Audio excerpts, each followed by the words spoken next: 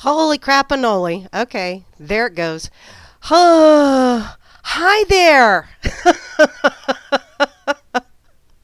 Oh my God. This is Grammy Mary, and you are listening to Grammy's Rocket Chair, and I'm not real sure that I'm here yet.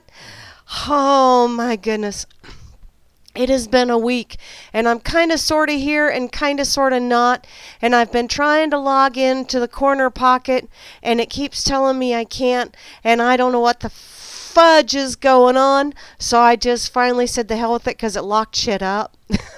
Or maybe I locked shit up because I pushed entirely too many frickin' buttons and got really, really frustrated because I know that they're getting ready to, actually they're coming out tomorrow to change my radio transceivers, something or other, or whatever, because I have to put my puppies up so that they can come in and do all this fun shit. So, hi. Oh, oh. Okay, I'm going to try not to have a coughing fit tonight. For those of you that don't know, I have had the flu since Sunday. And today I felt well enough to be able to go into work and try and play catch up. Try and play catch up. I know, Rascal, are you helping me? My kitty cat's here. Can you hear her purring? She's not even chewing on the microphone. In any case, yeah. It's been a week. It's been a week, and I have to put a little perspective to it, because I was really kind of feeling sorry for myself and pouting just a little bit, because I haven't had the flu, like the whole hacky, wheezy, coughy, sneezy, puking, the whole shooting match kind of flu in probably, excuse me, 15 years since the last time I had a flu shot. And I got it this weekend. And wow, was that not fun? But to put it all in kind of sort of perspective, I was kind of feeling pouty. And this morning, when I went into work, it's like, please, you guys, don't make me laugh, don't make me cough, any of that other fun stuff, because it hurts to do these things. And then a friend of mine came in, and she informed me that a mutual friend of ours passed away over the weekend in his sleep, and it's like, oh, whoa, wow, perspective, smack right upside the head. Hooty ha, let me tell you. And then, as if I didn't have such a drastic perspective smack right upside the head, then she informed me of a friend of hers that was, has the crud so bad that they actually put her in the hospital in Hayes, which is about 90 miles away from here, because she coughed so hard she fractured a couple of ribs. So, this is my perspective day. And I've been seeing things from a completely different perspective, or at least trying to, and that's, earlier today in the RLM chat, I kept seeing lots of chat and lots of perspective going back and forth, and lots of people seeing from their own and trying to force others to see their own. And it's like, wow, just a little perspective here, peeps. Number one, you woke up, and number two, you didn't cough so hard you broke a couple of ribs. So, hey, you know what? I found a funny way of looking at my flu, and I'm going to explain that to you after I say hey there, hi there, ho there to as many people as I can say hey there, hi there, ho there to. Like I said, I wasn't able to get into the corner pocket earlier, so, hi, anybody over in the corner pocket that's listening in, I will deal with that when I get done on the radio, trying to figure out why in the Sam hell I can't get logged in there. I don't know why. I'm not going to try. Not right now. But over on Facebook, I don't know that I have anybody over here on Facebook. I did get a chance to get it shared in the RLM page on Facebook. So hey there, hi there, ho there, anybody over on Facebook that's listening or any of that fun shit. Over here in that effing site, Freedom's Network, Grimmy is over here and sharing me. Thank you ever so much, Grimmy. I truly do appreciate it. Hi, Quinn. I see you, sweetheart. Haven't seen you in a coon's age. That's a long time for those of you that don't speak redneck. I also see, who is this? Pissed Off Patriot is logged in over here right now. So, hi there, and I see Katie Troxel just shared something a little bit ago. Hey there, hi there, ho there, sweetheart. Thank you, Barman, for tweeting me over there on Twitter. I see that I gained another stalker. Booyah. I'm not going to complain too awful much. I know I've been running slower these last few days. As a matter of fact, I wasn't really running much of anything except for to the bathroom. As if you needed to know that. And just wait, there'll be more. Trust me. So, over here on in the RLM. Hi, everybody. I see Asmo's right up top again. He's the missionary man. He's always up there unless he's not.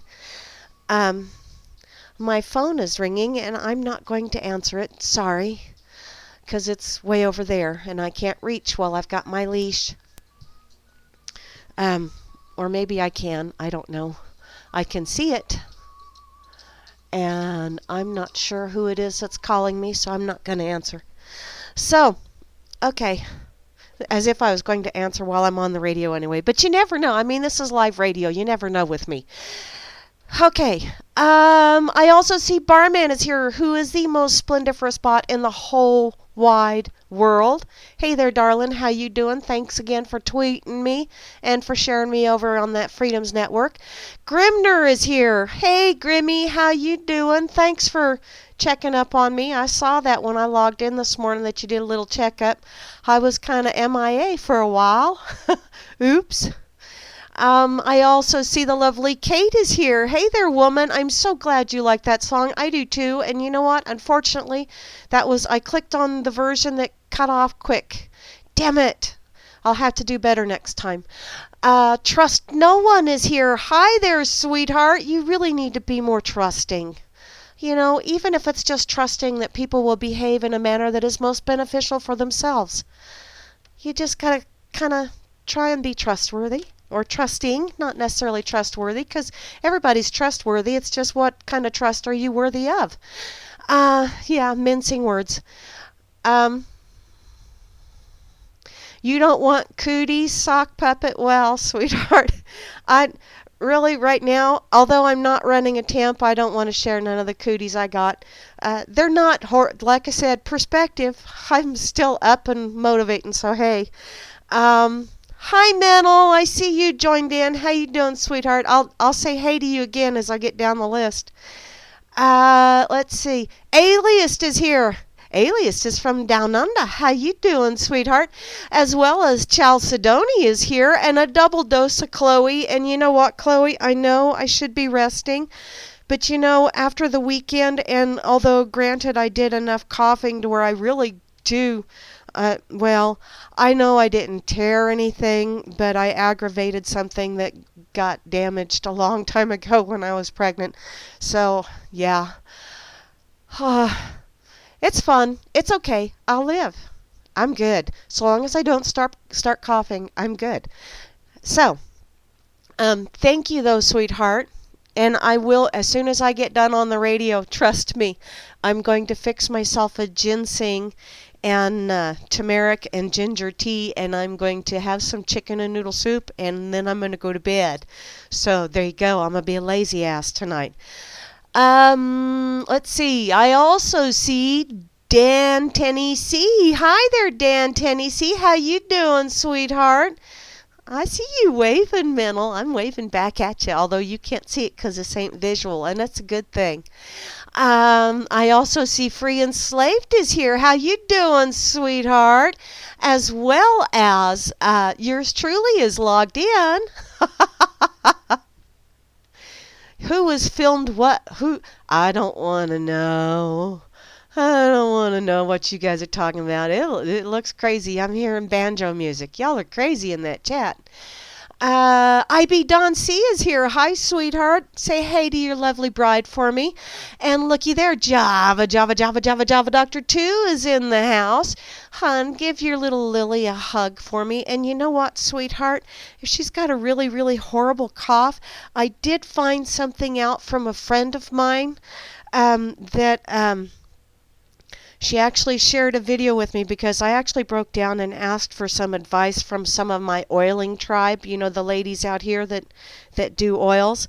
And they'd found a video where you take a drop of arborvitae and a drop of lime oil and you put it on your throat, and that helps with that tickle, you know, for the unproductive cough, which, oh, trust me, it really does help. That's the only way I got any sleep Monday night. Okay, yeah, I'm being such a whiner. I see P. Bunyan is here. Hey there, Timber, all that fun stuff. And Rob Works is here. Rob, where's that bubbler? Although, you know, I got my vape going on. Not my vape, actually. It's my diffuser. And I have some wonderful oils going in it right now.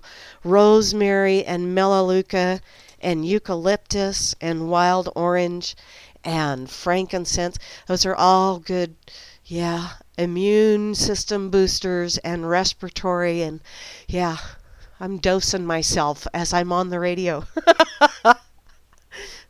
Which, by the way, I do not have a medical license, so I'm just telling you what I'm using for me. If you wish to try it, go for it. But hey, I feel as though I need to make that disclaimer. There's so many people out there going, "You're not a doctor." No, I'm not. Never claimed to be. Vinny! How you doing, Vinny? You said you'd be right back, but I still see you're here. Who else? Phantom! Hi, Phantom! How you doing, sweetheart?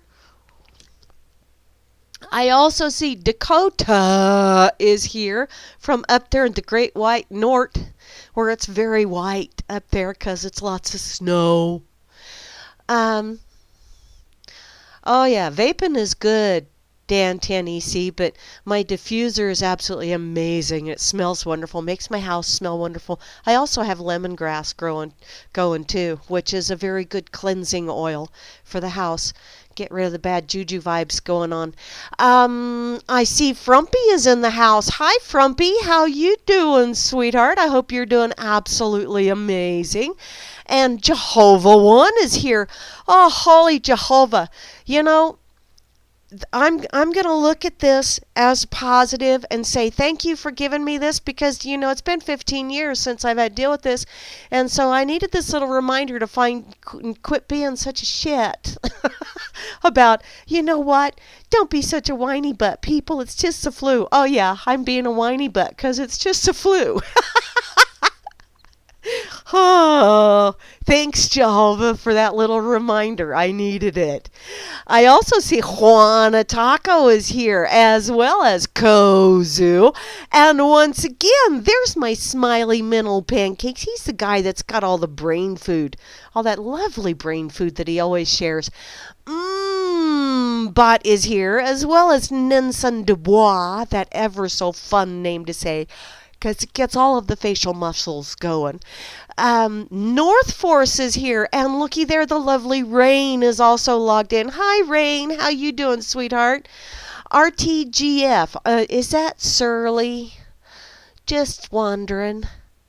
I'm thinking that's probably Surly, but I could be wrong. Hell, it's happened before, and it'll happen again. Usually it happens on a daily basis, because I'm real good at being wrong sometimes. Sometimes I'm just plain mistaken, but I roll with it. I also see Sock Puppet is here, who is not going to stalk me because he doesn't want cooties. Girl cooties are really bad. You don't want no girl cooties. Scientist Say is here because it's magic. I'm not going to finish that yet because I'm not ready to drop an F-bomb just yet. Vinny and Dan just dropped out, and now Vinny's back. Ta-da! I see you, Mennel. Stats Bob is here. Hi, Stats Bob. How you doing, sweetheart? As well as Tip Bob. Ooh, you got thunder going on, Vinny? A big bada boom? Knocked you out? Wow. That's some big bada booms. We don't have that out here. I got clear sky out here. Finally, they quit doing the tic-tac-toe in the sky quite so much. They've been doing that for the last week, don't you know? Okay. I also see Villy or Viley or Villy underscore. Vil underscore. How about we just say it like that? And finally, to round out the crew, Woodman Party Dude. Okay, now that I've said hey there, hi there, ho there to everyone, I'm going to explain to you the joys. Like only I can explain it. Because I don't know if you're a long-time listener, I'm sure you may not remember when I explained to you about, excuse me, about mammograms and how fun they are. See, I have a tendency to explain things to people and give them information that most of them go, I really didn't want to know that. But I share it anyway because, well, I think you need to know. And so I'm going to explain to you some of the joys of having coughing fits until, well, I learned some things about my anatomy. I don't know all the proper terms, so you're going to have to bear with me. But I did learn that, the diaphragm can only take so much. And then it gets to the point where it starts functioning under extreme protest. And what I mean by extreme protest is it's not exactly a happy camper, and it lets you know it's not exactly a happy camper. But the only way it does continue to function is because the rest of the body kicks in and says, okay, we'll help you cover that. So that you can handle whatever it is that you're needing to do. And so what I didn't realize when the rest of the body kicks in and says we're going to help you is that their normal duties they let kind of slide.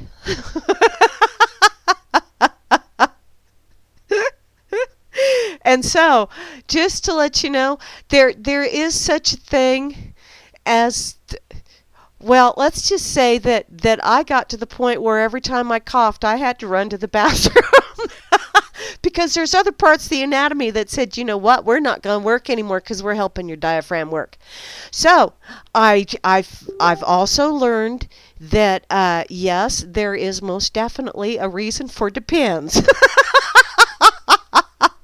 So now that you have that little bit of information that I'm sure you really wanted to know and that I'm sure no one else would ever talk about on the radio, I just shared that with you. You're welcome very much. Oh man, it sucks to get old and have the muscles start wearing out and start going, really? Seriously? Hi, Joe. I see you, sweetheart. That's a cool video. I'll have to check it out when I get done. Joe's a friend of mine over on Fakeybook, and he always sends me wonderful videos because he's such a sweetheart. Okay, so what's going on over here in the chat besides a lot of rumbling? No, Vinny, not shit. No, I didn't have a problem with that. Normally the bladder works, the muscles and all that fun stuff, but yeah, you know how you laugh so hard that, well, this wasn't a fun time. And yet I still had that, so yeah. Needless to say, I'm glad that I have, that there are certain things that you keep in your around the house, or at least I keep around the house simply because I have daughters. Although I no longer need these products, but I do have daughters, and occasionally they come to visit, and occasionally things surprise them, and so they need certain products.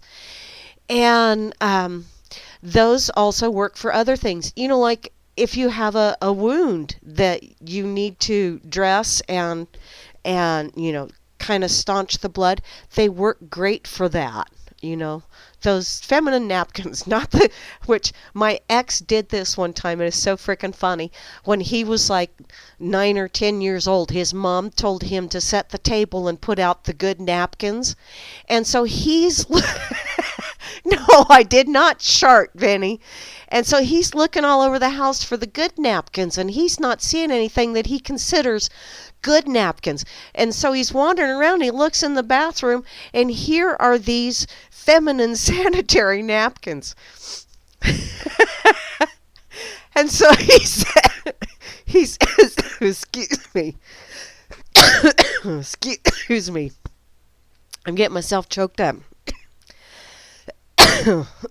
Excuse me. He set the table with him,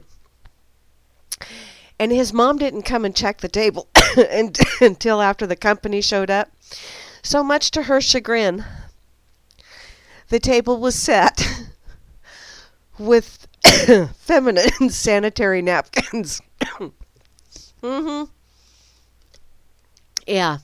I don't have any lovely stories of, that I did anything quite that amusing, but yeah, the ex did that, and his mom actually clued me in on that one, and she actually just about peed herself telling me about it. But yeah, so you can set the table with them too, although don't do that when you've excuse me, got the pastor and his wife coming over. Makes for excuse me, rather uncomfortable dinner conversation. Although it makes for a great story later. Oh, man. Breathe. Wow. So, they are multi-purpose things. And I found that out over the weekend, which is a good thing. But yeah, it was a kind of a perspective thing for me today, though, because I really was kind of feeling bad for myself, because it was like, holy crap, I didn't think I would have that problem. And I used to tease my mom about it all the time, and say, that comes from having 10 kids. And teasing her. And then I come to find out you don't have to have 10 kids. You just have to get a little bit older and strain muscles. And the same thing happens. So I found out, don't be picking on people about shit, because it'll eventually catch up with you. And it did. But, so this after this weekend, or actually the extended weekend into Tuesday, and feeling a little bit sorry for myself, and then coming to work and talking with a friend, and I found out, everything is all about perspective, because, having to run to the bathroom quickly because you don't want to pee all over yourself is way better than fracturing ribs because you're coughing so hard, or not waking up in the morning. So it's all about perspective, and at least I found something to laugh about, and it was myself. I'm very good at laughing at myself, trust me. Oh, okay. I am going to go check this out, because Grammy tagged me in this over on that effing site. Apparently this is from 10tv.com. It's a Cheeto that looks like Harambe, and it sells for nearly $100,000. A Cheeto that looks like a gorilla that got shot. Okay. That's really, yeah. This, what's the date on this? Let me look and see. This was published yesterday. Cool. Someone apparently bid nearly $100,000 on eBay for a Cheeto that bears a resemblance to the slain gorilla Harambe. The seller said that he found the cheese snack in a bag of flaming hot Cheetos. Bidding began at $11.99 on January the 28th, which is my daughter's birthday. And it ended early Tuesday morning with a winning bid of $99,900. The listing showed a picture of the Cheetos side by side with the gorilla climbing a tree.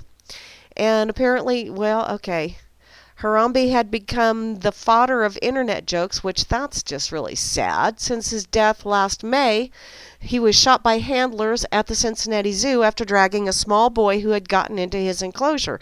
Which, wow, that whole that whole thing, you look at it and you go, parents should have been paying more attention, but yet I understand. I've had children, and I know how children can sneak away from you. I had a youngest daughter that was a master at that.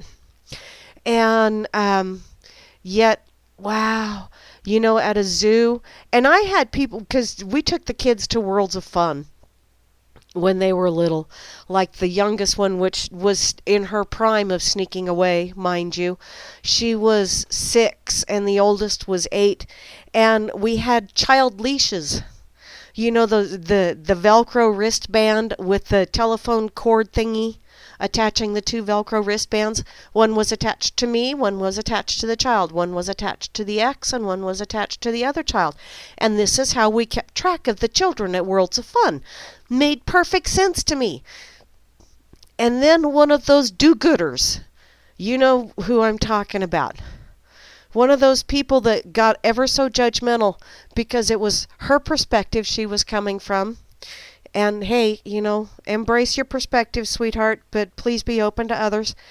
She started scolding me for the inhumane treatment of my child, having her on a leash. And after she was done scolding me, and we had attracted quite a crowd at Worlds of Fun in Kansas City, once she was finished scolding me, the ex was off looking somewhere else because he was very non-confrontational. And I just stood there and looked her straight in the eye and said, "How do you know this isn't to keep me from getting lost?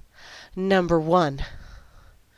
Number 2, how would you feel if, say, my child all of a sudden turned up missing, and then you had to stay here in the theme park because we couldn't find my child because my child had gotten I turned my back 1 second and she was gone, because that child quite literally was a master at that. She quit doing that by the time she was like 8, but unfortunately it wasn't by the time we were at World's Fun. But this gal was just absolutely, she was just mortified by the fact that I had a leash connecting me to my child. And I mean, seriously, is it any of her business, number 1? And number 2, why couldn't it be just as simple? I always told my girls, if you ever turn around and find that, I'm not there, go to like a security person or something like that, or to a checkout stand or one of those things, because mommy can get lost. Mommy can get distracted. And so both of my children knew. Now, the youngest used that to her advantage against me. She thought it was quite fun to hide in clothing racks a couple of times. She found out after a warmed backside that it wasn't quite as fun as she thought it would be, but hey, that was back in the day when you could swat your child on the backside. And she got a swat on the backside because I'm a firm believer in you do not use implements to swat your child. You use your hand. So it hurts you as much as it does them. Or sometimes more so, because a lot of times they have more padding than you have on that bare hand. But I digress. So, I don't know how I went there, but I did. Whew. In any case, yeah, perspective night. Perspective night, that's what it is. But that whole gorilla thing, I felt bad that the gorilla got shot, simply because a child got away from their parent and they weren't sure if the gorilla was going to hurt the child or if the gorilla was going to tend to the child. Nobody knew for sure, but a gorilla lost its life, and there's an awful lot of people out there that seem to think that, oh, it's okay to shoot an animal. Maybe not. Maybe not. But, sometimes parents need to learn to pay attention to their children. And if they know that they can't keep an eye on that child, go to the next level of trying to keep control of that child, especially a small child that likes to wander like a 3 or 4-year-old child. they do tend to do that. I have grandchildren too. And yes, I used the leashes on my grandchildren as well. And you know what? I never ran into anybody, when I used those leashes on my grandchildren that ever had a problem with me using the leash on my grandchildren. So, yeah, it was kind of weird. Off on a tangent. Okay, I have no idea what I'm going to talk about other than that tonight. Because, like I said, I really haven't been online or doing anything. So what's up, y'all? Anybody got anything way cool for me to talk about? What?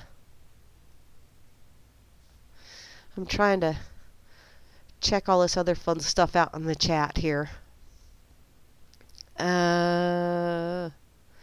YouTube. Well, I guess.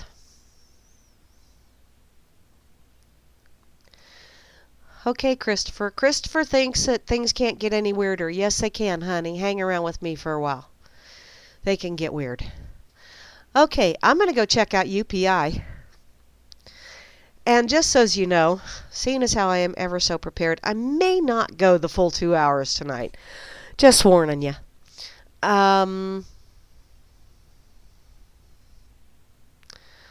Let's see. Oh, no, I'm not going to go there. Okay. Oh, hey, here we go. This is from Oopie, a mystery space capsule at site of Arizona Road identified as an art project. Hey, for those of you that think the moon landing was a fake, this is probably fodder. Someone's probably going to find this and just go absolutely apeshit with it. Apparently, authorities in Arizona said that a mysterious space capsule at the site of the interstate wasn't abandoned by NASA or aliens. It was an art project. I will go to bed early, Chloe. I will. Trust me, sweetheart. Thank you, though, hon. I just got myself a little bit too excited. The silver capsule sparked numerous rumors this month when it was first spotted in a dirt field on the site of Interstate 10 in Casa Grande, and the Arizona Department of Public Safety was eventually called to the scene to investigate the mysterious object. The department tweeted its findings Monday. It appears an artist got creative near Casa Grande and turned a cement truck drum, into a space capsule, caused a stir on I-10 this morning. Well, okay, I see that now, looking at the picture. The artist, Jack Millard, said that the drum was just sitting untouched in a field for decades. He got permission from the owner to transform it into a piece of art. He posted a video to his Voices Through Art page on Fakeybook Saturday where he talked about moving the capsule to its new home closer to the highway so it could be seen by drivers. Millard posted a photo Monday showing him talking with some police officers who came out to look at the piece. I did not shart, Vinny.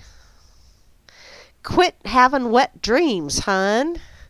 You really are very pervy. You know, honey, you need to see someone about that whole shart thing that you're, jonesing on. 'Cause, wow.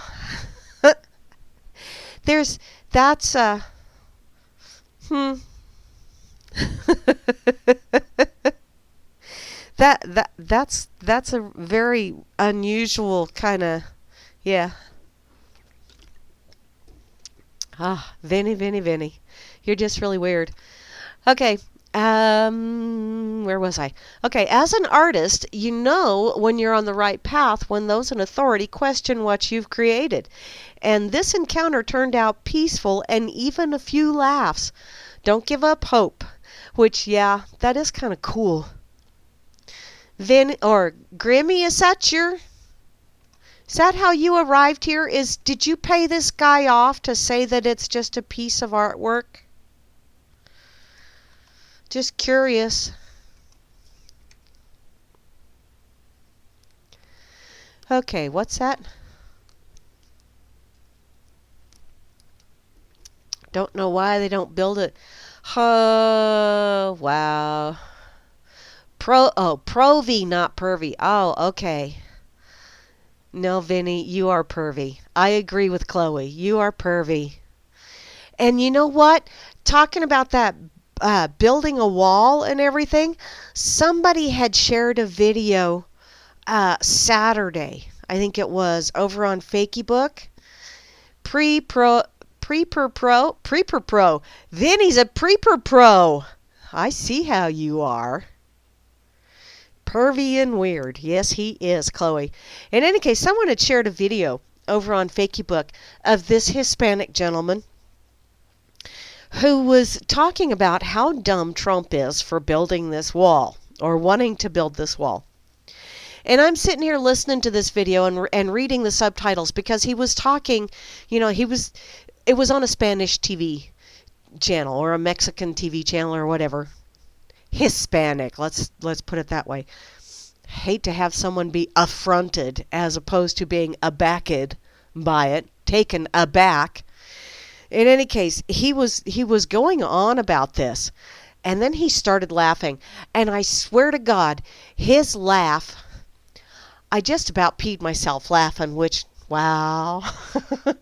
I'm thinking that was a deja vu of things to come. In any case, he was talking about this, and he said, oh my God, Trump is such an idiot. You can build your wall. You go ahead and you build your wall. But you know what? Your wall won't stop airplanes. And then he started laughing, and I'm thinking, oh my Lord, this guy is entirely too tickled with himself about airplanes flying over. And I was thinking, okay, in order to get on a plane to fly into the United States from Mexico or Central America or any other country for that matter, you're going to have to show some kind of ID, some kind of passport or something, unless it's like, a cargo plane okay, I know that they sneak in with drugs and all that other fun shit too, but it's a little bit more difficult with planes. So, although I found it quite amusing, his laugh, because, oh my Lord, he does have a very hilarious laugh. I thought the concept of, going around and coming through the Gulf of Mexico, because there's lots of water there. Coming over water, I thought was a much more, and I've seen lots of things along those lines, people sharing memes of the United States showing a great big wall along the southern border, and then showing all of these people coming up and around, and through Louisiana, and through Florida, and through all of those other Gulf Coast states, just kind of bypassing that wall. And I thought, duh. Unless you put that wall all along. And really, seriously, are you going to do that too? Walls not only keep people out, they also keep people in. And any wall that's been built, someone can also, go under, which they do that already. Where you have those lovely fences. There's places where you have the fence. They already have tunnels. Duh. So what good does a wall do other than it's a little bit of feel good for those that believe in a wall? we must have a wall. Well, I don't have a problem with walls per se, as in walls that hold up the roof to my house. I like those walls. I prefer those walls to be standing. I prefer to not have someone tunnel under those walls, because that would compromise the integrity of the walls and therefore the integrity of the roof, and possibly make my house fall down on my head. I really don't care to have that happen. But walls along borders, not exactly the smartest move. Is there a fix for that? I really don't know. I kind of think that probably the best way to get people to stop coming here is to help where they're at. To possibly do things where they live to where they don't want to leave quite so bad.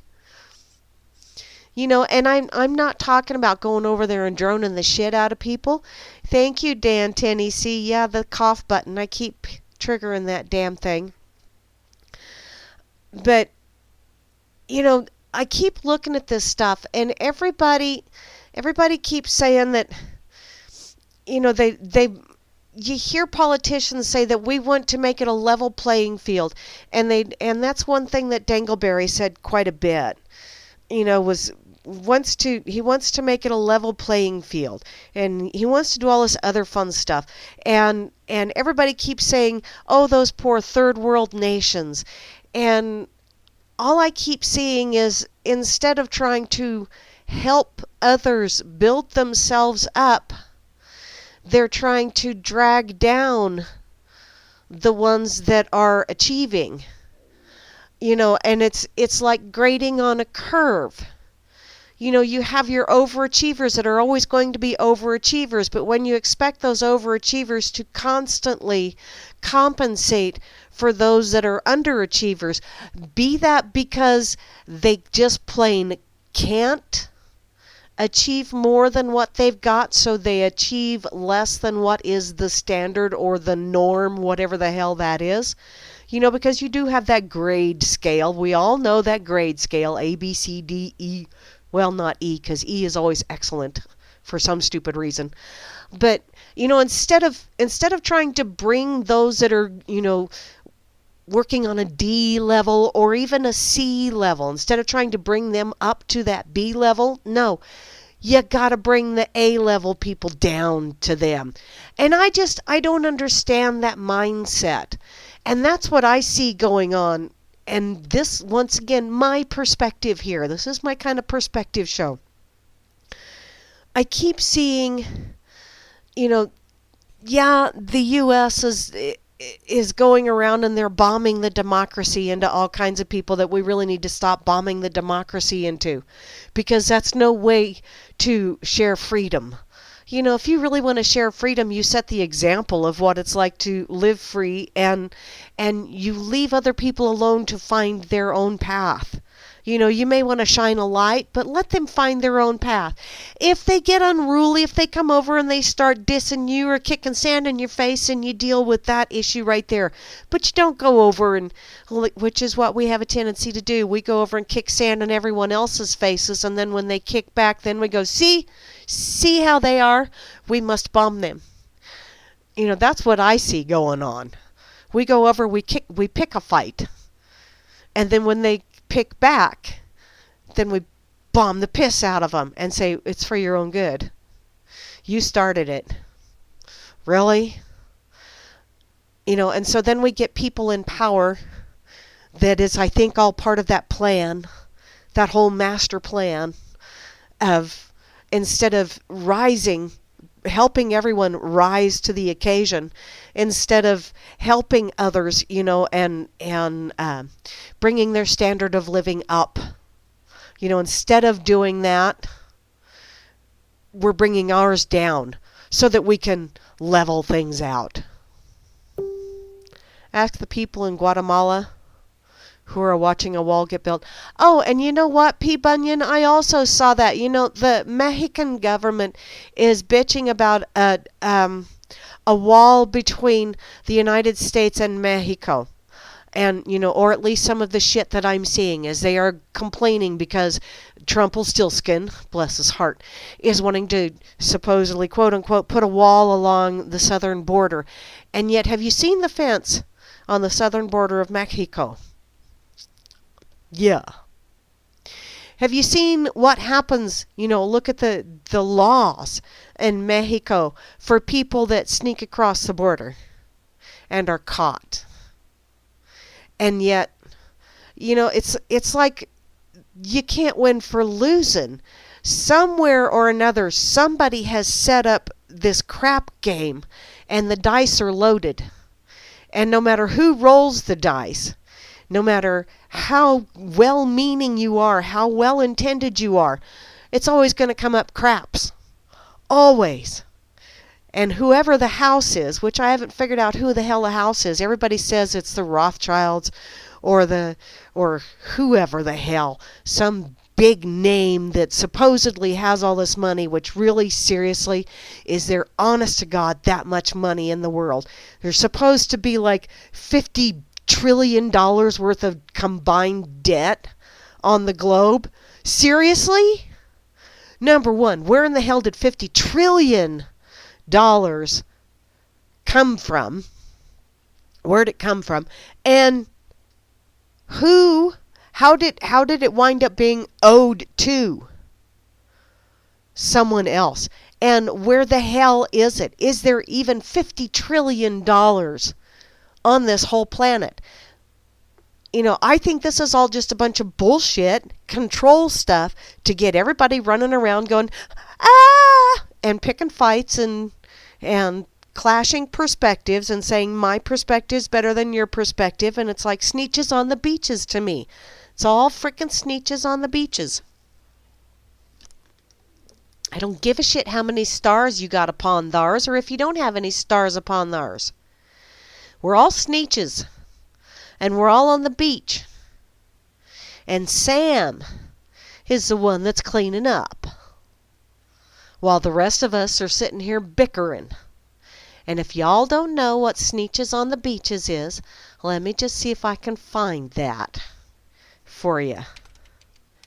Dr. Seuss was wonderful at teaching lessons. So, here we go. I'll just share this YouTube vid. It's from the, maybe this is the one I want. Or not. Well, that's green eggs and ham. Just a sec. Okay, here we go. This is the one. Y'all need to watch this. I read a lot of Dr. Seuss to my kids. And every time we would read a Dr. Seuss story, we would talk about it. And, cuss and discuss, the story behind it and everything. And I think the sooner people realize that every damn one of us on this planet is a sneetch, and that sneaky Sam, which I don't think Sam, that is right, Middle Pancakes, stars upon thars. I don't think that it was a coinky-dink that the hoodwinker, the guy that made money off of everybody, I don't think it was a quinky-dink that his name was Sam. Just putting that out there as well. So, I think the sooner people realize that we're all being played against each other and that someone else is raking it in, and that was another thing that we were discussing at work today is, people were, I work at a car dealership and customers were coming in and going, how in the hell do they expect someone to be able to purchase a new pickup or a new SUV or a new car? But especially a pickup or an SUV when out in this neck of the woods, out here where I live, what new pickups are going for is you can buy a small house for that kind of money. a place to live. And people are paying that kind of money for something that doesn't have a kitchen or a bathroom. And you have to put gas in it all the time. Now, if you want to live in your pickup or your SUV, that's all well and good. But, wow. And we were discussing these things. And I said, I don't think it's so much that things are costing more. I think the purchase power of your dollar has dropped considerably. And you'd be surprised how many people would stop and then they would get this look on their face. And I'd tell them, have you noticed when you go to the grocery store, that box of cereal, the price is the same, but there's fewer ounces? Have you noticed that bag of chips? Instead of it being a 16-ounce bag of chips, it's now a 12-ounce bag of chips. Oh, the bag is still the same size, but there's a little bit more air in it. And it's now closer to, it's not exactly 12 ounces. It's like 11.9 or 11.7. What, they always do that point something or other because it makes you feel like you're getting more. That's a whole marketing scheme kind of thing. Kind of like with gasoline. It's out here, it's $2.14.9. That 0.9. So basically you're paying $2.15 a gallon, but 214.9, it's some kind of thing, to get you to think, hey, you drop it down. And I don't know why, but it really does work. You can have, and I've watched this, you can have signs that say, on sale for $15. And then you have another one, on sale for $14.99. They don't even have to be side by side. But I tell you what, the $15 one will sit there forever until all of the $14.99s are gone. Now, granted, you are saving a penny on that $14.99, but what you don't notice is when you look at the ounces on the bottom. The $15 one might have the 16 ounces. The $14.99 one could be 12 point whatever ounces. But the bags are the same size. But more people will go for the $14.99 than will for the 15. It's a subliminal kind of thing, or a subconscious thing. People are thinking they're getting a bargain, even though they're not. And it's crazy how that shit works. But people are starting to realize, people are noticing that it's not necessarily that things are costing more, but you're getting less bang for your buck. And they're not really making the conscious connection until someone points it out to them, and then they go, hey, wait a minute. You're right, I did know. And then they start bringing up things, and it really is amazing. Once you point that out to people, how they will start going down that path and going, holy shit, you're right. And did you notice? And then they'll start bringing up things that you may not have noticed. It really is cool. People are starting to wake up. They're starting to realize that it doesn't make a shitting bit of difference. Somebody is jockeying, messing with, and you are not paying attention. So maybe, just maybe, if we all started paying a little bit more attention. Okay, what's going on here? What?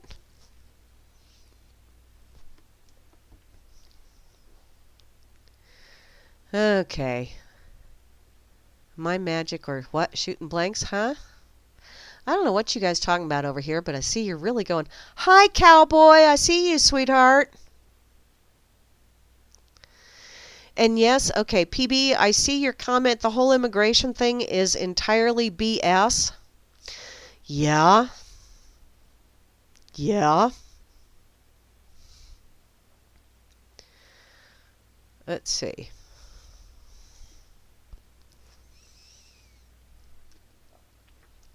Okay, what? No, a woman from... Okay.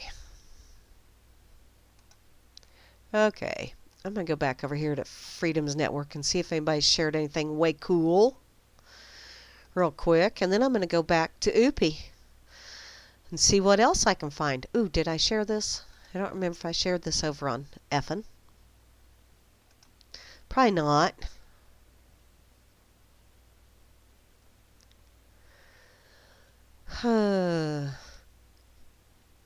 Let me do this real quick.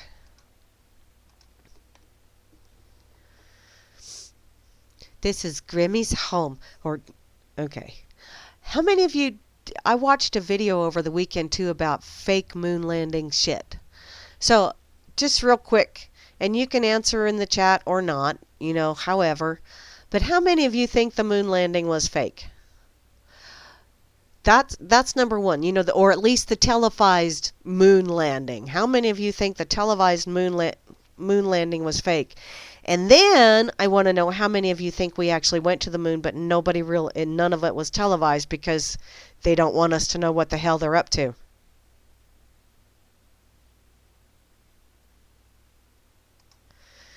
Do what?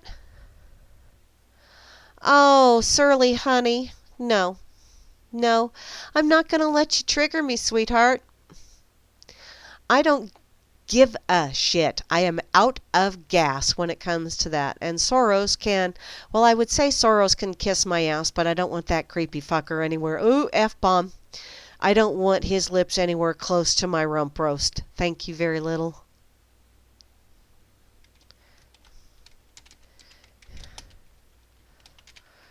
Okay.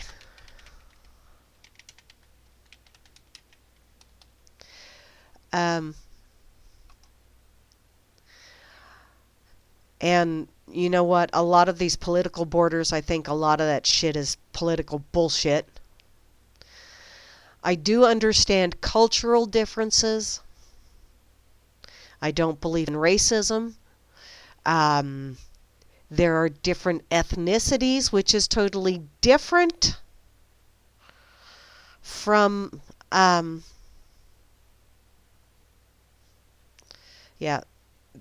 different ethnicities, different cultures. That is true. Races, no. Don't believe in that. Sock Puppet just mooned me. Thank you, sweetheart. Ha! I haven't seen that in forever. Well, actually, since last night. See, now, Grimmy, I would believe that the moon landing was all done in a studio, and one of the reasons why is because I was looking at some stuff over the weekend prior to my fun, and all of the pictures, and I wasn't even looking for, like wrong shadows or any of that other fun shit. But all of the pictures, even the ones that were taken, like when they were supposedly orbiting the Earth and all of that other fun stuff, not a single one of them showed a single star. And I find that odd. I find that very odd. Simply because being out here in the boonies as I am, I step outside my door and there's stars everywhere. And they ain't no sneetches abounding, but there's stars everywhere. I mean, there ain't a patch of sky that you can look where you don't see stars. So, looking at those pictures and, of course, who in the hell took the picture of the capsule off to the side, or any of this other fun stuff? Who was up there taking those pictures as well? So a lot of that stuff, when you use a little bit of critical thinking, which I didn't use for a long time, mainly because I just plain thought never occurred to me. Stanley Kubrick, was he the one that did 2001: A Space Odyssey? Is that who that was? Excuse me. Ouch. In any case, I looked at all of those pictures and I thought, okay, on the lunar surface where there is no atmosphere, and they say that the reason why things twinkle is because of the atmosphere. So, on the lunar surface, supposed lunar surface, when you are looking off along on the landscape and looking out into space, and there you can see a crescent of the Earth in the backdrop, looking off into space, and there's not a single fucking star anywhere in the backdrop. Anywhere! Now, when I start looking at things and I notice that, it's like, I'm calling bullshit on this. So, yeah, I don't think that the moon landing, the televised one, was real. Thank you, Dan Tennessee. But I do suspect that they have been to the moon. I'm not real sure if it's been manned or not. I'm just, because, a lot of this stuff, like the Van Allen, Van Allen radiation belt? Is that what that's called? I don't know, especially back then, I don't think we had the technology to get through there and survive. Not looking at the flimsy ass shit that they got there with. Because, look at the pictures of the landing module. Seriously, it's gold aluminum foil. Yeah. And I just never really, because it was just something that it just never occurred to me to even, I was a kid when all of this was going on, and I thought, ooh, that's cool. And then, I just never really thought about it again. Just really wasn't a big thing. And, watching the space shuttles and all that other fun stuff, it was like, oh, that's really kind of cool. But I don't know. I question, excuse me. I question a lot of things anymore. I'm not saying that stuff didn't happen, but I'm questioning the story that was out there.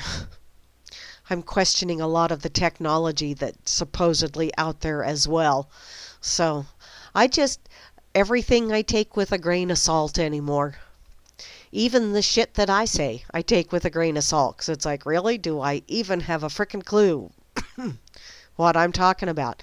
A lot of times I find out a day or two later, no, I had no clue. So, don't ever hold my feet to the fire on any of that shit. Because it's like, really? Seriously? I probably don't know my ass from a hole in the ground. Okay. Although I might try and buffalo you into thinking I do. Or not.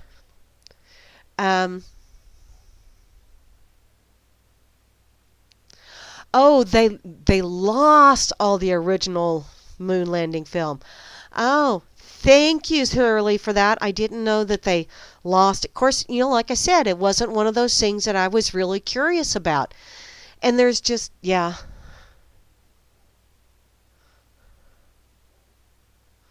Oh, yeah, Grimmy.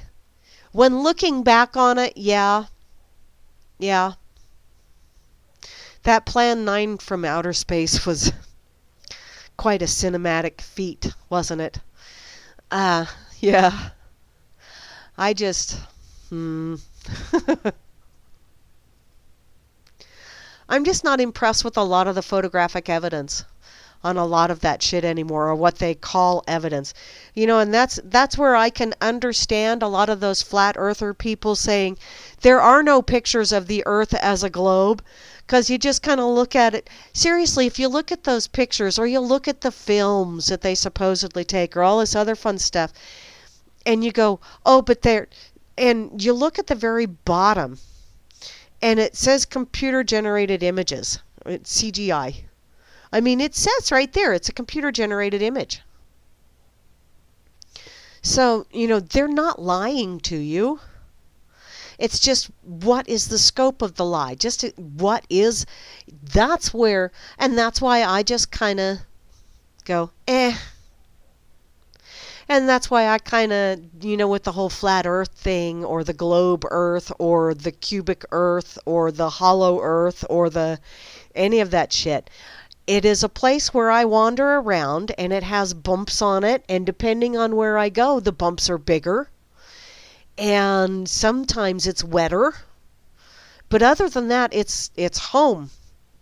And the shape really doesn't matter in my day-to-day life. So therefore, I don't ponder it a whole heck of a lot. Now, I do know there's an awful lot of people out there that, by gosh and by golly, they are going to prove. Knock yourself out, hun. I don't know that the shape really makes that much of a difference. I think the fact that we're being manipulated into believing whatever, even if they're playing multiple disinfo programs against each other, just knowing that there is disinfo out there and that there is someone out there and they're using the disinfo to keep people bickering, that should be enough to make you go, wait a minute here, something just ain't right.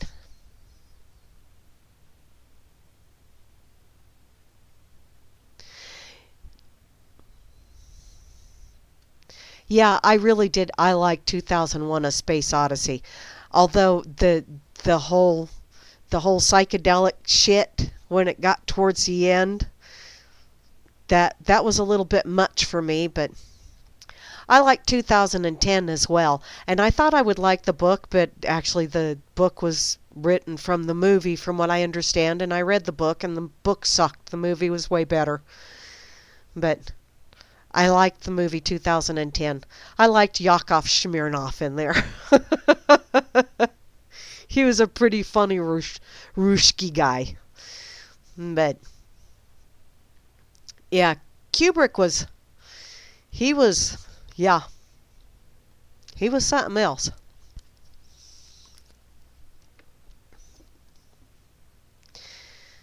Huh. Oh, we put a great, oh. Okay, now I'm going to have to watch it again, Surly, because I don't remember seeing that.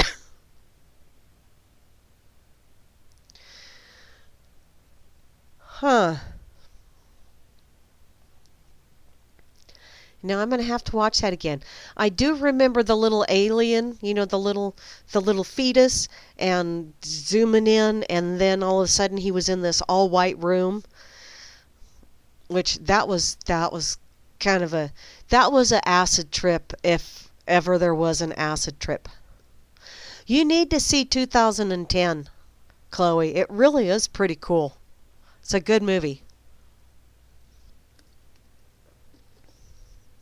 Kind of tied things up quite well, I thought. But, I'm kind of a science fiction buff anyway, so. Not real crazy about the new Star Wars or Star Treks, or the new Star Wars for that matter. I'm not crazy about sequels myself. Kind of a purist at heart, I guess.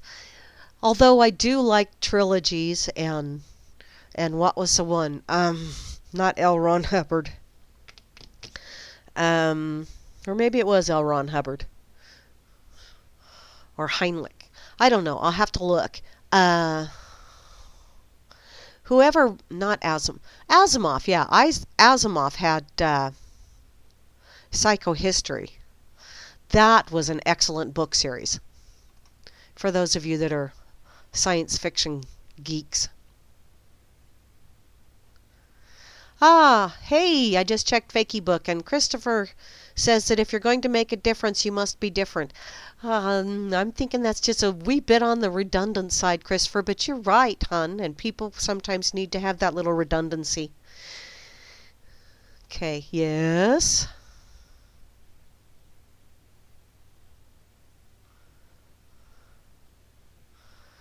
What's this, Grammy? Check out that image. Oh, okay. Yeah. Now, see, I remember that. That was that whole LSD thing heading there, though. That was freaky, I tell ya. Um, there for a reason. Oh, okay, Surly. Night, night, Vinny. Huh? Okay. What's that, Frumpy? Jackie Gleason got to see a lot of stuff. Ah. Ah. I've heard Jackie Gleason was quite connected with a lot of things. What's that? And I haven't heard any more on the goings-on the South Pole, but once again, I must admit, I have not really been checking into it. So,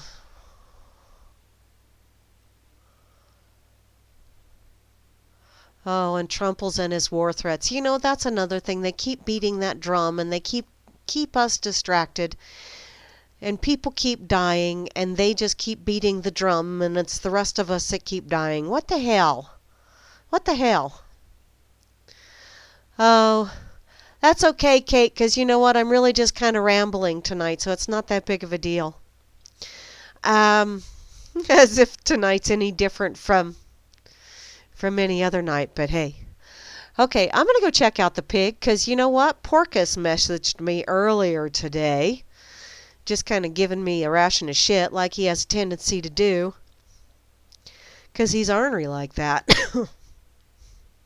Excuse me. And so I'm going to go check out the pig real quick. Just because. What? Okay. Go and check out this date in history.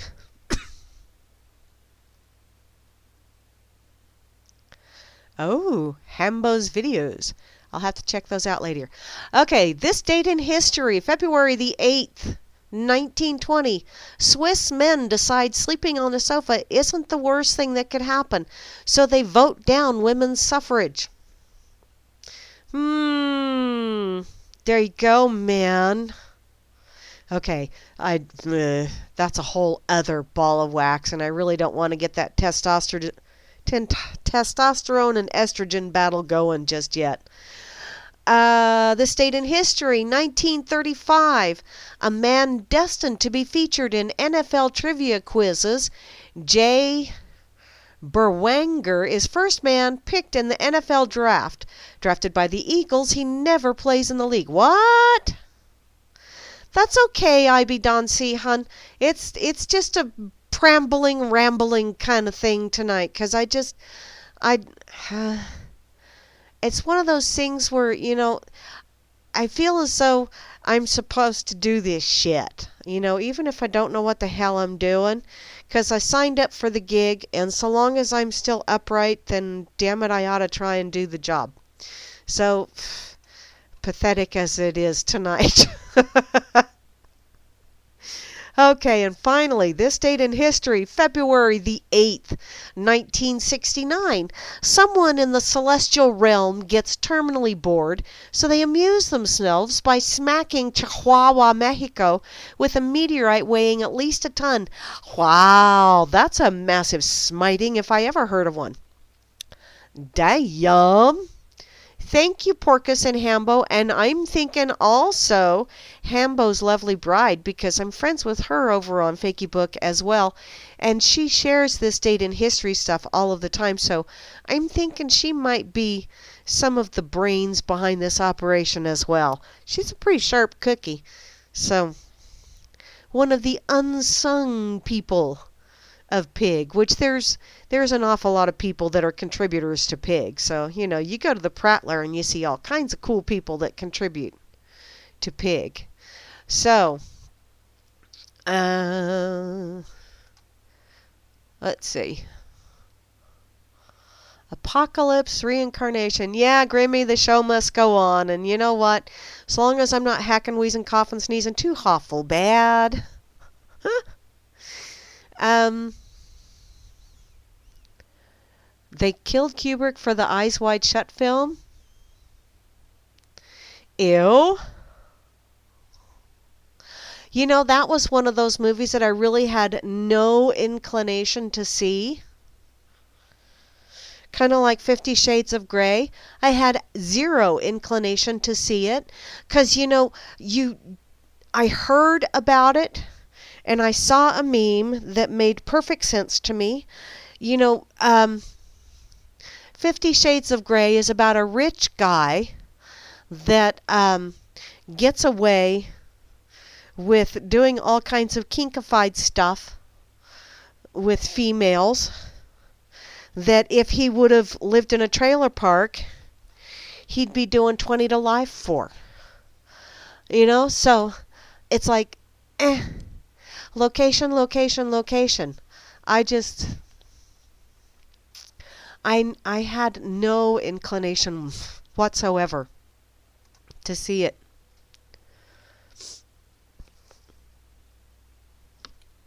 And that is true as well. The only winning move is not to play. Yeah, and that's what they're doing anyway. Someone is out there kicking.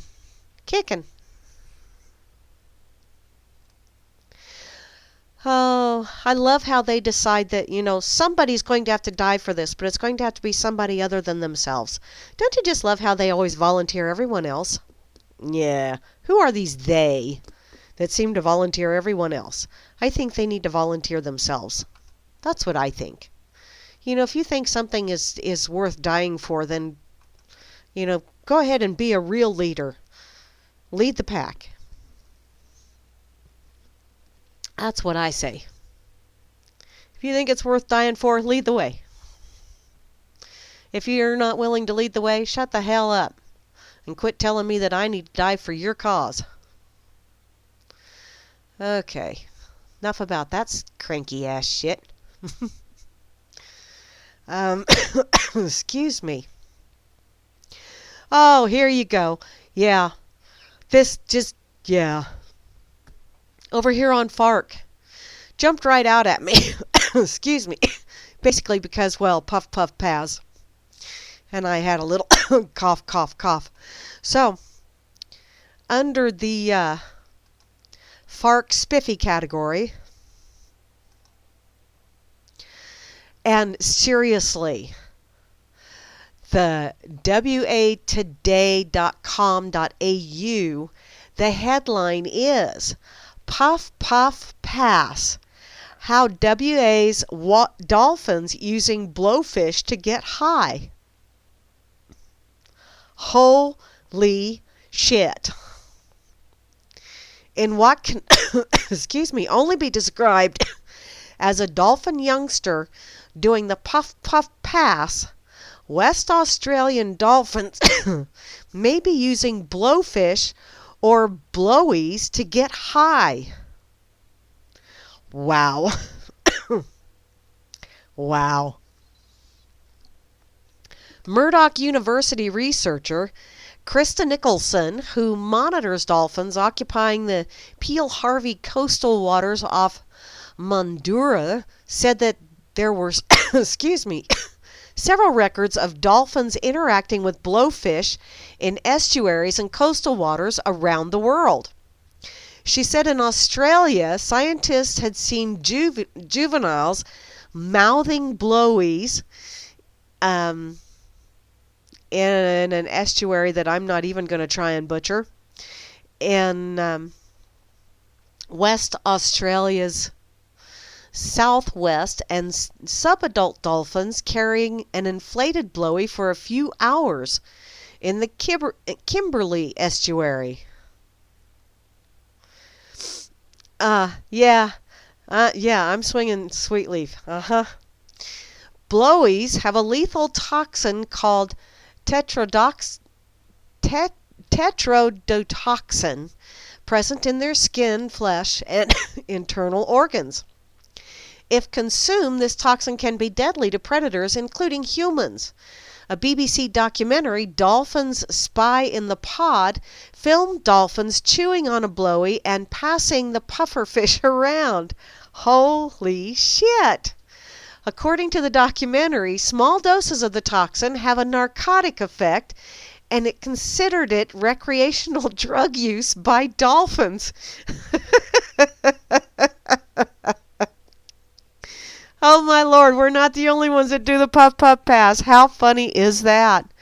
Apparently, Miss Nicholson said that this view was disputed in the scientific community, with some saying the small amounts of the toxin only made the animal feel numb, not high. Okay, yeah, kind of like pot. Only makes you numb, not high. Yeah, sure, right. That's your story. You can stick to it. She said dolphins had observed, she had observed in Western Australia's southwest had also used other items such as seagrass or crabs to play with. Oh, wow.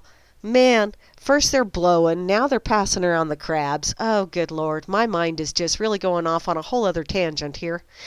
So, it was possible that their treatment of blowies was part of the same behavior. Yeah, everybody's getting a blow and then they're passing around the crabs.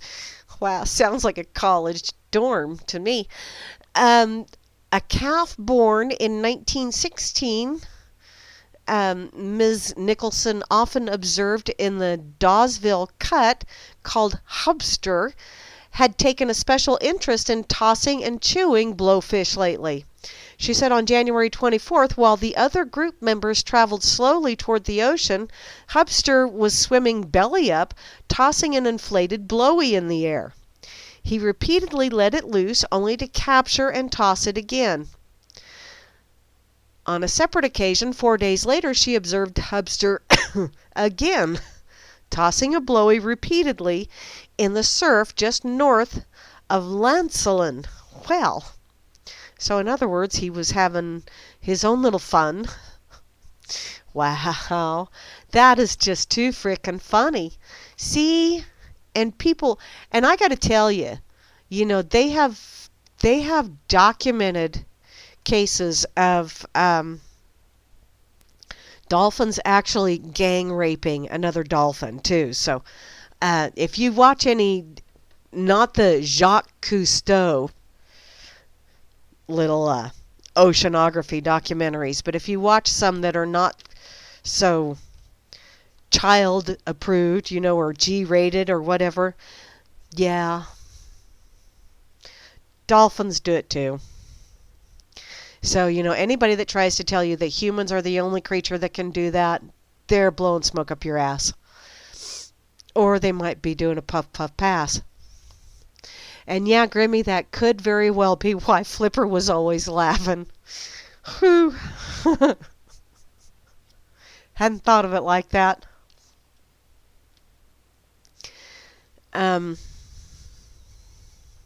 Let's see.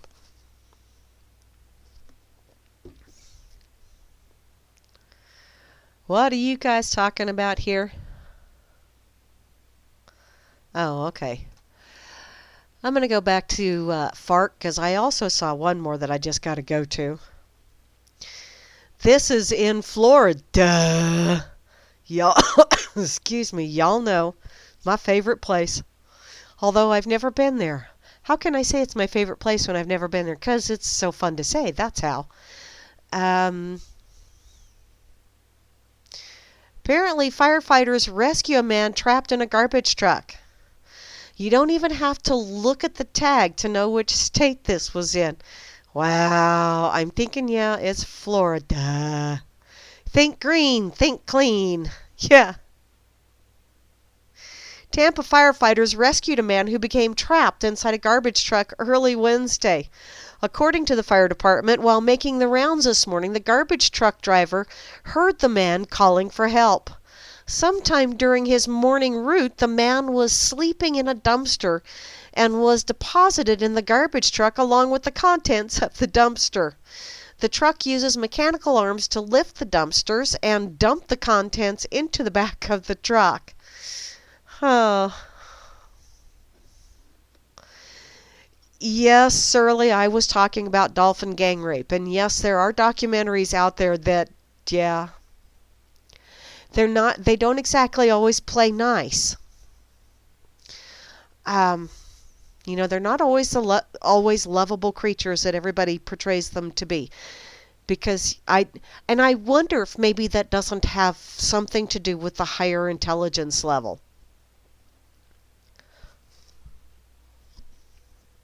I don't know. I don't know. That is one of those things. I saw a documentary about that a couple years ago, and I thought, holy shit, wow, that just really makes me wonder if I really want to go swimming with the dolphin or not. Not that a dolphin would try to do that with me, but still. It makes you go, huh, well.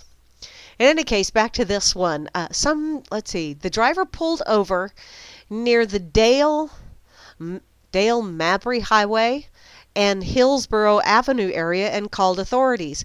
Rescue personnel who brought heavy equipment to the scene were able to get the man out of the truck after about an hour.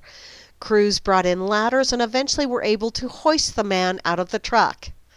The man was lowered onto a stretcher and rushed away by ambulance to an area hospital. Officials have said the man was not injured, so he got trashed and got carted away. And he's fine. Nothing to see here.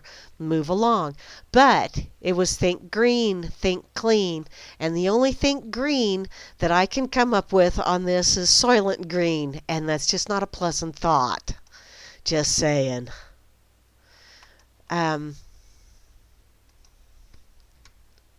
Okay. And yeah, I don't doubt that dolphins are smarter than us.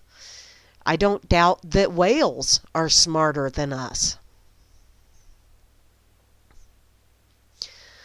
Oh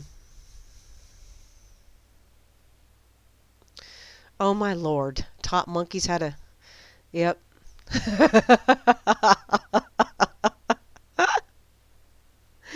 Oh my goodness. Yeah, teaching monkeys how to use... Wow. That's one I hadn't heard yet. Thanks for that. Monkeys using money for prostitution. Alrighty. I have seen a video of some morons that thought it was really funny when a chimp was playing with an automatic weapon, and it wasn't quite so funny when the chimp figured out how to pull the trigger and started spraying lead everywhere. It wasn't quite so funny to them anymore, although that's when I really started laughing, so I have a warped sense of humor, obviously. That's okay. I admit to it. Okay.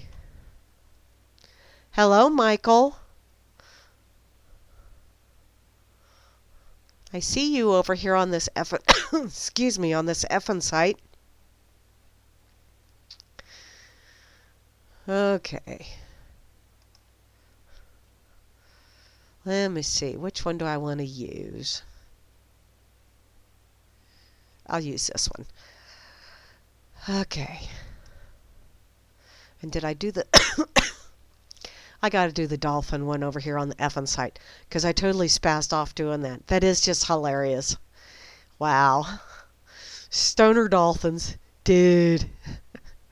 And they're passing around the crabs, too. So, see what happens. First you pass around the blow. Then you wind up passing around the crabs. Damn. Okay. Here we go. Maybe, well, and that's not even demon weed. Dude. Okay. What's that? Hi, Michael, and welcome to RLM. Okay. What's that? Okay.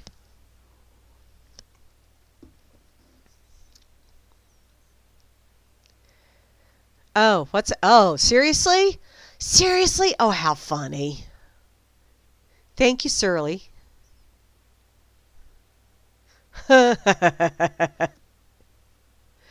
Surly just shared this. Gambling, prostitution, and theft rampant among Yale monkeys.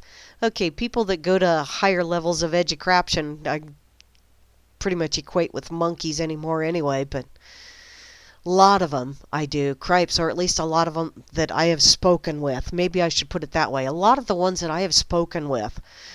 And some of them actually self-identify as monkeys, as in, by God, I'll be a monkey's uncle or something along those lines. I really thought this piece of paper would do me some good, other than toilet paper. Yeah, it's kind of a sad world. They weren't told that at the beginning. Okay. No, I'm not talking about the latest freshman class at an Ivy League school. Rather a bunch of monkeys at excuse me, at Yale that have been taught how to use money. Alrighty.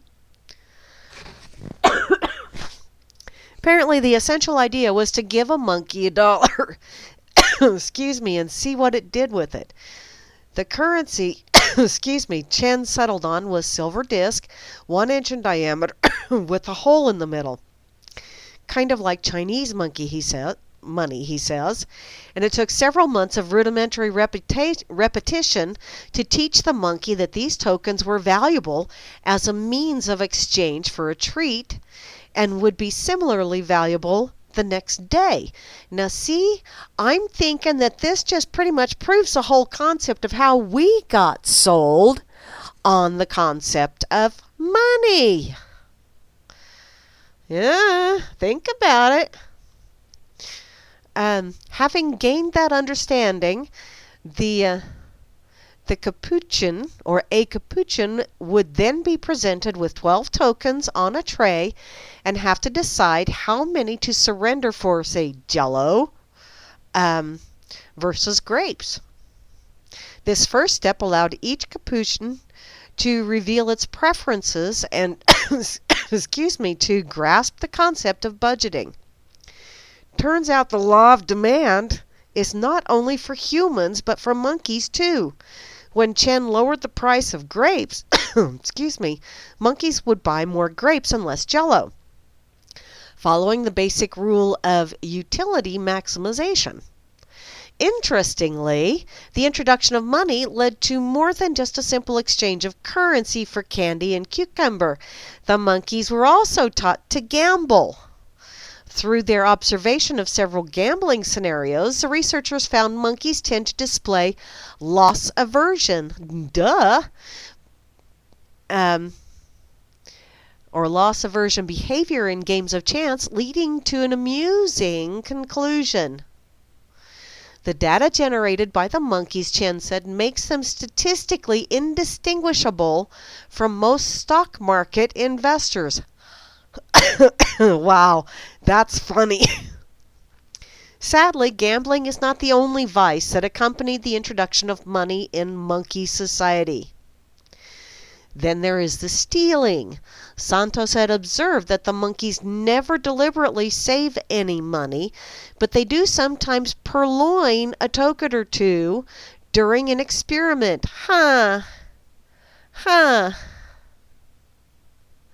But debauchery did not stop with gambling and theft. Perhaps the most distinguishing characteristic of money, after all, is its fungibility. The fact that it can be used to buy not just food, but anything. I do not do NyQuil, Chloe. I do not do over-the-counter. I do have my oils. And I will, as a matter of fact, I have my arborvitae and my lime right here. I probably ought to do those. But no, I don't do over-the-counter. I haven't for years. 2.5, actually, to be exact. Which is kind of cool. Okay, back to this. So, during the chaos in the monkey cage, Chen saw something out of the corner of his eye that he would later try to play down, but in his heart of hearts he knew to be true. What he witnessed was probably the first observed exchange of money for sex in the history of monkey kind. Further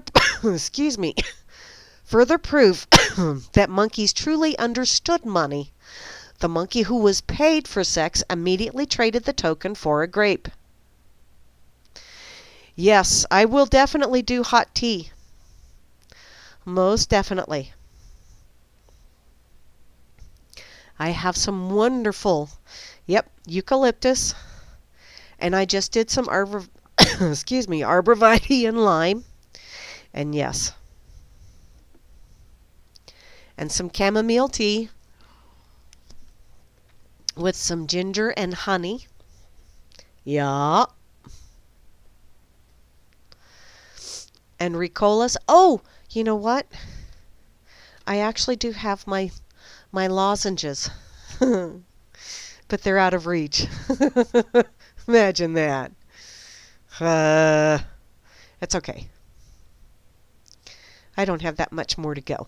So, as if we needed any proof beyond the damn it, widespread immorality and loss of values that distinguish many rich human societies, the steep decline of monkey morality observed at Yale can only be attributed to the introduction of currency. The implications of the Yale study on economics are clear. Humans are not necessarily unique in our understanding of currency as a means of exchange. As long as money has imbued human societies, there's some serious editing needing to be done here because, wow, my brain just ouched. They want to enrich ourselves through immoral means such as gambling, theft, and prostitution as stained civilizations from ancient Mesopotamia to modern America.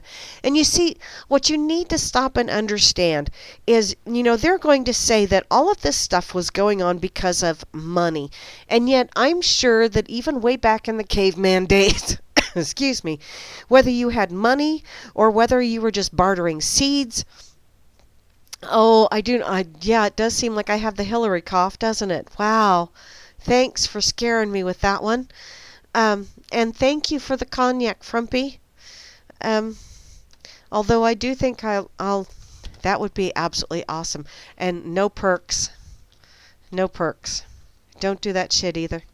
In any case, they keep saying that money is the root of all evil, and I think money is just a tool.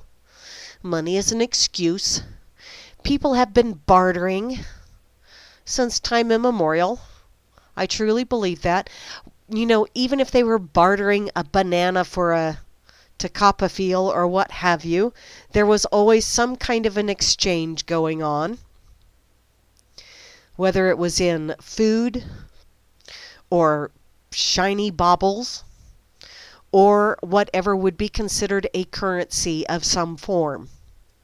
I think there's always been a barter system going on. I have this, I want that. Are you willing to trade? It's just that currency made that barter a little bit easier. But no, I don't think money is the root of all evil. I think that if people are going to find one way or another to either gamble, if you wish to call it gambling, or if you wish to call it just passing the time. See, the reason why gambling is a problem now, well, it probably was a problem then as well, is people gamble more than what they've got, or more than what they're willing to lose.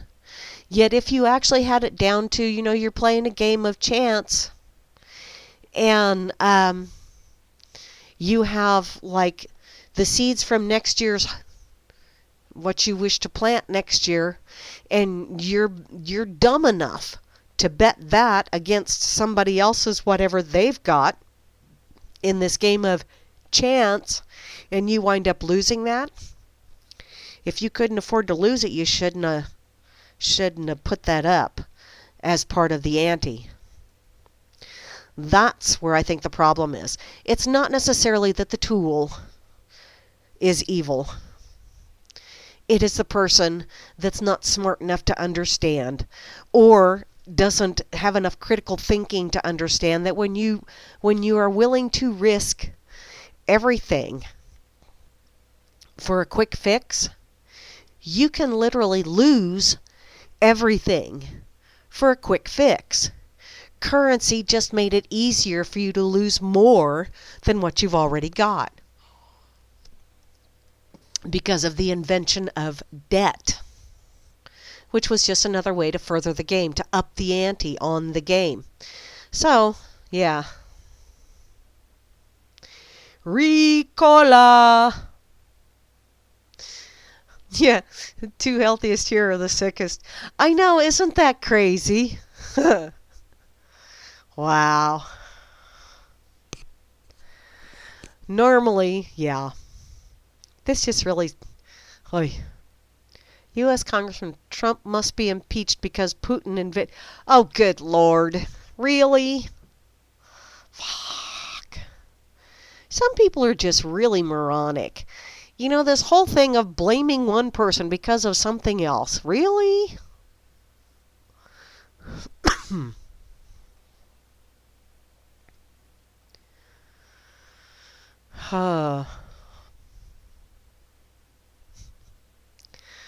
You guys.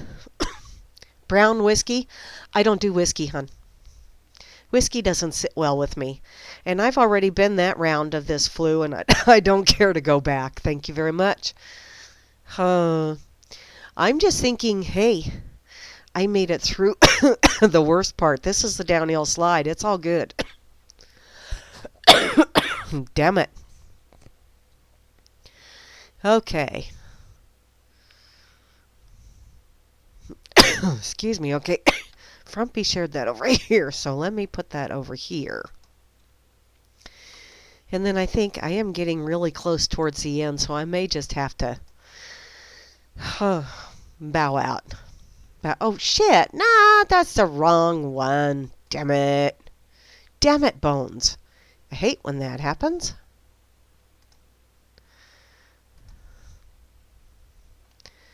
Okay. Let's see.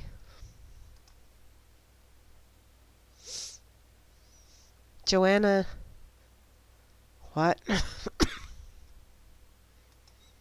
Okay. Michael shared excuse me, a dailymail.co link over here in the effing shout box. I have no idea who that woman is, but I will check it out later. Okay. Funny. Funny. Okay. Let me get this monkey one shared over here on this effing site.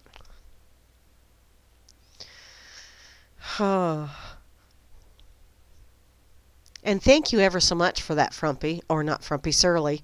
Because, yeah, that really... So many people want to blame money or want to blame all of these other tools as the root of all evil. But really the root of all evil is in the hearts of men. There is no external evil. It's in your own heart, in your own actions, in your own intent. That's where evil dwells. They just use tools to put it into action. Tools are not evil in and of themselves. They are just used in evil manners. So, pushing a pencil. I know a lot of pencil pushers. Some of them are actually called authors. And some of them are called accountants.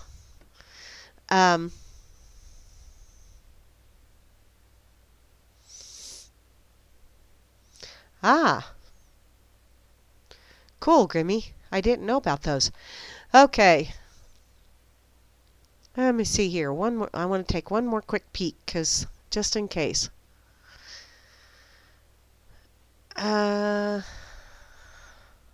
What? Okay, under the FARC weird category, don't you just hate it when the Monkey King, minding your own business, driving your bus full of mythological creatures around it, excuse me, and police pull you over for a traffic stop? What the hell is this? Oh, wow. Shanghai, imagine that.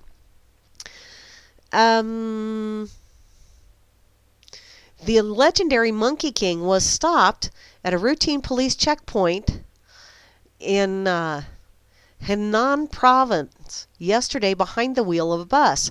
Officers only became more befuddled with the situation when they stepped onto the bus to find it was full of mythological figures from the classic Chinese novel Journey to the West.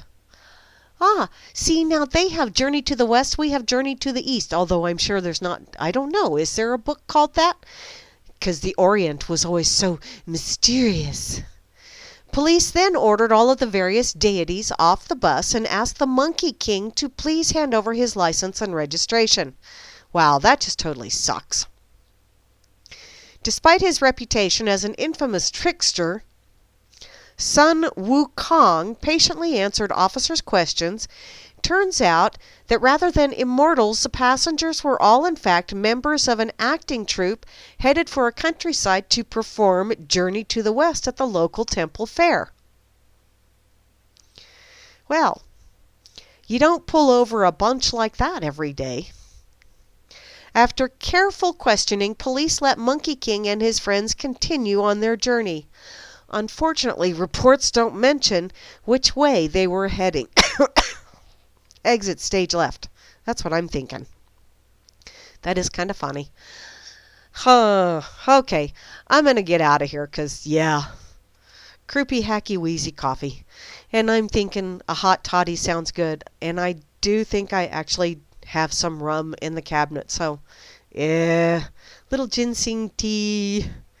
Yeah, and a little bit of rum, a little bit of honey, and then off to bed for this old broad. So y'all been listening to Hacky Wheezy Coffee Sneezy Grammy's Rocket Chair. I've been spitting and sputtering tonight. Hopefully Friday I will be doing a whole hell of a lot better. Thank you all for listening in. I truly do appreciate those of you that have stuck around and listened to me hack and wheeze. I should be way better by Friday because I really, trust me, this is way better than yesterday. So, yeah. Trust me, I'm feeling a whole hell of a lot better. In any case, what? Beth Z has a flat ass? Nah, how do you know, Frumpy? You been peeking? Beth, smack him upside the head. Oh well. In any case, y'all have an absolutely awesome rest of your evening. Once again, I will be back Friday for the Freaker Friday edition of Grammy's Rocket Chair. I will be less coffee wheezy, hacky sneezy. Promise. Honest to God. Best show ever. Oh, Surly, you're so funny. But I love you anyway, hon. Until then, y'all have an absolutely awesome evening. I'm going to go fix me a nice warm beverage.